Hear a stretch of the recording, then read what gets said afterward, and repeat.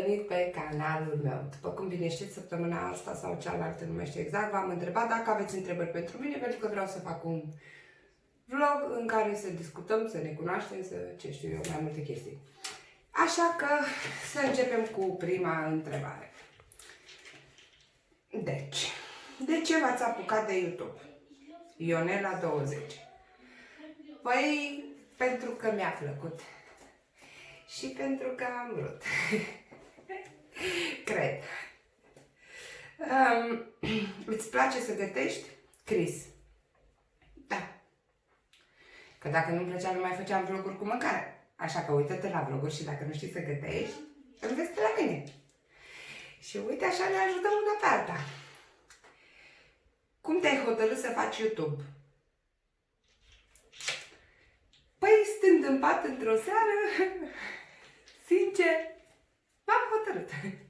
Am zis că de mâine mă apuc și m-am apucat.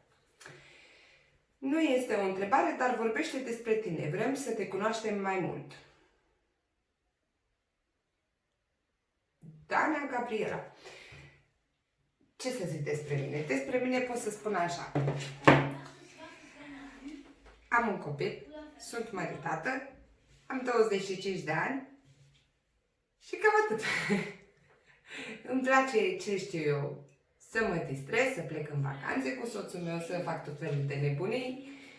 Sunt mai copilăroasă, uneori prea copilăroasă. Am dreptate, iubire. Da. Dar totul e bine când se termină cu bine. Următoarea întrebare. Și cea mai tare întrebare până în prezent. Până în prezent te simți un om realizat? Ți-ai atins toate obiectivele în viață? M-a întrebat Cristina. Deci, până în prezent, emoțional, mă simt un om realizat și da, simt că mi-am atins toate scopurile în viață din punct de vedere emoțional. Mă repet. Adică, am cunoscut un bărbat cu care m-am și măritat, am făcut un copil, care e cel mai frumos lucru în viața asta, am o familie, ne iubim, deci emoțional, da, simt că mi-am atins toate scopurile în viață, adică nu știu ce ar putea o femeie să-și dorească mai mult decât atât. Dar, din punct de vedere financiar, nu cred că ne-am atins toate scopurile în viață. Am dreptate, iubire. Da.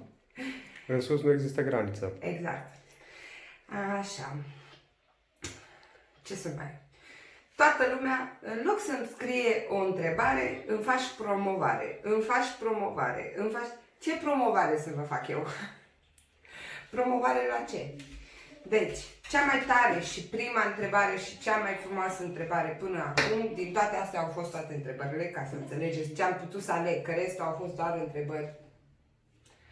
Așa, a fost cea cu până în prezent, dacă sunt un om realizat, și e un subiect pe care e foarte bine să-l dezbați în viață și e un subiect care eu cred că toate persoanele ar trebui să se întrebe asta și dacă se simt bine în pielea lor și dacă cred că au ajuns într-un punct în care poate să spună, da, domnule, eu am realizat ceva în viața asta.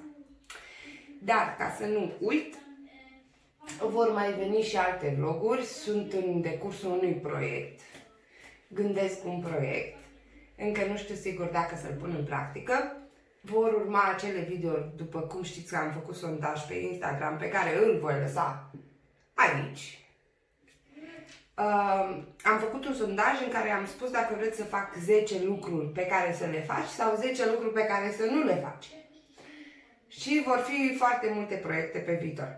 Însă, tot ce vreau să vă spun este nu uitați să vă abonați la acest canal. Dă un like și un subscribe. Nu uitați să apeși clopoțelul.